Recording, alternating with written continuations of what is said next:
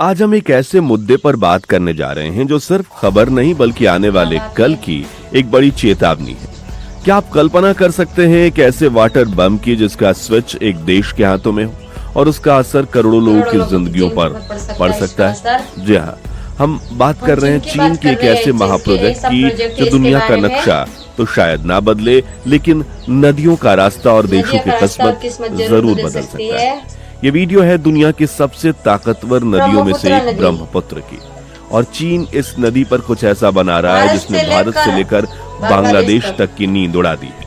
तो चलिए आज इस पूरे मामले की परत खोलते हैं और जानते हैं कि ब्रह्मपुत्र पर बन रहा चीन का ये बांध आखिर कितना बड़ा खतरा है। चीन का मेगा प्रोजेक्ट। सबसे पहले ये समझते हैं कि ये पूरा प्रोजेक्ट है। चीन ने आधिकारिक तौर पर ये ऐलान किया है कि वो तिब्बत में ब्रह्मपुत्र नदी पर एक विशाल बांध बांधने का काम शुरू करेगा। ये कोई छोटा मोटा बांध नहीं है। ये बन रहा है ठीक उस जगह के पास जहां से ब्रह्मपुत्र नदी भारत के अरुणाचल प्रदेश में प्रवेश करती है। इस प्रोजेक्ट का साइज और इसकी लागत सुनकर आप हैरान रह जाएंगे। चीन इस पर 167.8 अरब अमेरिकी डॉलर खर्च कर रहा है। भारतीय रुपयों में ये रकम खरबों में पहुंच जाती है।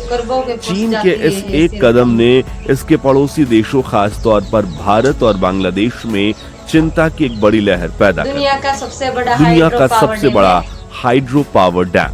ये बांध सिर्फ बड़ा नहीं है बल्कि ये दुनिया का सबसे बड़ा हाइड्रो पावर डैम बनने जा रहा है। अभी तक ये रिकॉर्ड चीन के ही थ्री जॉर्ज डैम के नाम से है, जो यांगजे नदी पर बना है और उसकी क्षमता 22.5 गीगावाट है। लेकिन ब्रह्मपुत्र पर बनने वाला ये नया प्रोजेक्ट इससे भी कहीं ज्यादा शक्तिशाली होगा। इस प्रोजेक्ट के अंदर 5 अलग अलग जल विद्युत स्टेशन शामिल होंगे। इन सब की कुल लागत 1.2 ट्रिलियन युआन यानी कि करीब 167.8 बिलियन अमेरिकी डॉलर है। आप अंदाजा लगा सकते हैं कि चीन किस स्तर पर जाकर यह निर्माण कर रहा है। यह सिर्फ एक बांध नहीं बल्कि पावर जनरेशन का पूरा नेटवर्क, बिजली का महासागर। अब सवाल उठता है कि इतने बड़े बांध से होगा क्या? चीन के मुताबिक इस बांध से हर साल 300 अरब किलोवाट घंटे बिजली पैदा होगी। ये इतनी बिजली है कि इससे कई बड़े बड़े शहर सालों तक रोशन हो सकते हैं। चीन का कहना है कि यहाँ बनने वाली ज्यादातर बिजली तिब्बत के बाहर सप्लाई की जाएगी, हालांकि इसका कुछ हिस्सा स्थानीय जरूरतों के लिए भी इस्तेमाल होगा। चीन ये भी दावा कर रहा है कि इस प्रोजेक्ट से तिब्बत में हजारों नौकरियां पैदा होंगी, लेकिन बिजली और रोजगार के इन दावों के पीछे एक बहुत बड़ा लेकिन छुपा हुआ है जिसने सबको परेशान कर रखा है। खतरे की घंटी। इस बांध की सबसे बड़ी चिंता इसकी लोकेशन है। चीन इसे ठीक उस जगह बना रहा है जहां ब्रह्मपुत्र नदी एक तेज यू टर्न लेती है, जिसे ग्रेट बैंड के नाम से जाना जाता है। इस मोड़ के बाद ये नदी भारत के अरुणाचल प्रदेश और फिर बांग्लादेश में बहने लगती है। एक्सपर्ट्स का मानना है कि इस मोड़ पर इतना बड़ा बांध बनाना नदी के प्राकृतिक प्रवाह यानी नेचुरल फ्लो के साथ एक बहुत बड़ा खिलवाड़ है। ये बांध नदी के बहाव को रोकेगा, उसकी गति को नियंत्रित करेगा और इससे नदी का पूरा इकोसिस्टम तबाह हो सकता है। भारत और बांग्लादेश की असली चिंता यहीं से शुरू होती है, क्योंकि नदी के पानी के बहाव पर उनका कोई कंट्रोल नहीं रहेगा। अब आते हैं सबसे बड़े और अहम सवाल पर कि भारत के लिए कितना बड़ा खतरा है। भारत का डर सिर्फ पानी की कमी का नहीं बल्कि पानी के एक हथियार की तरह इस्तेमाल होने का है। सोच कर देखिए, ब्रह्मपुत्र के पानी का मेन स्विच चीन के हाथ में होगा। पहला और सबसे बड़ा डर है बाढ़ का। चीन जब चाहे बांध के गेट खोलकर भारी मात्रा में पानी छोड़ सकता है, वो भी बिना किसी पूर्व सूचना के। अगर ऐसा होता है तो अरुणाचल प्रदेश और असम के निचले इलाकों में अचानक भयानक बाढ़ आ सकती है, जिससे जान माल को भारी नुकसान होगा। दूसरा डर है सूखे का। जरूरत के समय, खासकर जब भारत में मानसून कमजोर हो, तब चीन पानी रोक सकता है। इससे भारत के उत्तर पूर्वी राज्यों में खेती और पीने के पानी का गंभीर संकट खड़ा हो सकता है। ब्रह्मपुत्र का पानी इन इलाकों में चावल और जूट की खेती के लिए जीवन रेखा है। पानी की कमी से पूरी कृषि उत्पादकता चौपट हो सकती है। तीसरा डर है इकोनॉमिकल यानी पर्यावरणीय प्रभाव का। पूर्वी हिमालय का क्षेत्र दुनिया के सबसे बड़े जैव विविधता वाले हॉटस्पॉट्स में से एक है। बांध बनने से नदी के प्रवाह में जो बदलाव आएगा उसका सीधा असर यहाँ के जंगलों, जलीय जीवों और जानवरों पर पड़ेगा। इससे इस संवेदनशील क्षेत्र का पूरा संतुलन बिगड़ सकता है। संक्षेप में कहें तो ये बांध चीन को भारत के खिलाफ एक ऐसा रणनीतिक हथियार दे देगा जिसका इस्तेमाल वो जब चाहे कर सकता है। एक नदी कई देश। ब्रह्मपुत्र कोई एक देश की नदी नहीं, इसका बेसिन 4 देशों में फैला हुआ है।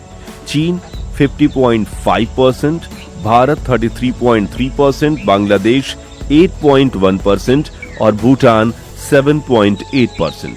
ये कुल मिलाकर 5,80,000 वर्ग किलोमीटर के विशाल क्षेत्र को कवर करती है। भारत में इसका क्षेत्रफल लगभग 1,95,000 वर्ग किलोमीटर है, जिसमें अरुणाचल प्रदेश, असम, मेघालय, नागालैंड, सिक्किम और पश्चिम बंगाल जैसे राज्य आते हैं। जब एक नदी इतने देशों की प्यास बुझाती है और करोड़ों लोगों की जिंदगी का आधार होती है और उस पर कोई एक देश अकेले इतना बड़ा फैसला कैसे ले सकता है? यही सवाल आज भारत और बांग्लादेश पूछ रहे हैं। नदी का सफर, ब्रह्मपुत्र का सफर भी अपने आप में बेहद अनोखा है। ये तिब्बत के कैलाश पर्वतमाला में मानसरोवर झील के पास चेमुयांगदुंग ग्लेशियर से निकलती है। तिब्बत में इसे यारलुंग तांग्सपो के नाम से जाना जाता है और ये लगभग 1200 किलोमीटर तक पूर्व की ओर बहती है। फिर नमचा बरवा पर्वत के पास वो मशहूर यू टर्न लेती है और भारत में अरुणाचल प्रदेश में प्रवेश करती है। इसकी ढलान और तेज बहाव इसे जल विद्युत उत्पादन के लिए एक बेहतरीन जगह बनाते हैं और शायद इसीलिए चीन की नजर इस पर है। बांग्लादेश इसे जमुना के नाम से जानता है और अंत में ये बंगाल की खाड़ी में मिल जाती है। भारत और चीन के बीच सीमा पार नदियों पर सहयोग के लिए पहले कुछ समझौते मौजूद हैं। एक समझौता ब्रह्मपुत्र और दूसरा सतलज नदी पर डेटा साझा करने को लेकर, लेकिन चीन का रिकॉर्ड यहां भी भरोसेमंद नहीं रहा है। भारत के पूर्व राजदूत अशोक कंठ बताते हैं कि पारेचू घटना के बाद सतलुज पर समझौता आगे नहीं बढ़ पाया क्योंकि चीन जरूरी डेटा देने पर सहमत नहीं हुआ। अब बात करें ब्रह्मपुत्र समझौते की तो इसका हर 5 साल में नवीनीकरण होता है। यह समझौता ज्ञापन 2023 में समाप्त हो गया था। तब से इसके नवीनीकरण की प्रक्रिया ठंडे बस्ते में पड़ी है। इसका मतलब साफ है कि जिस वक्त चीन इतना बड़ा बांध बना रहा है उस वक्त भारत के साथ डेटा शेयरिंग का कोई मजबूत और सक्रिय समझौता भी नहीं है। यह स्थिति भारत की चिंता को और ज्यादा बढ़ा देती है। तो दोस्तों, चीन का यह कदम सिर्फ एक बांध का निर्माण नहीं है, ये पानी पर नियंत्रण की राजनीति, जिसे हाइड्रोपॉलिटिक्स भी कहते हैं। ये प्रोजेक्ट न सिर्फ भारत और बांग्लादेश के लिए एक बड़ा सुरक्षा और पर्यावरणीय खतरा है, बल्कि ये अंतर्राष्ट्रीय कानूनों और पड़ोसी देशों के अधिकारों का उल्लंघन भी है। एक तरफ चीन बिजली और विकास की बात कर रहा है तो दूसरी तरफ करोड़ों लोगों की जिंदगी और एक पूरे क्षेत्र की स्थिरता दांव पर लगी है। अब देखना ये होगा कि भारत इस भू राजनीतिक चुनौती का सामना कैसे करता है। क्या चीन पानी को एक नए रणनीतिक हथियार के तौर पर इस्तेमाल करेगा? आपकी इस पर क्या राय है? हमें नीचे कमेंट में जरूर बताएं।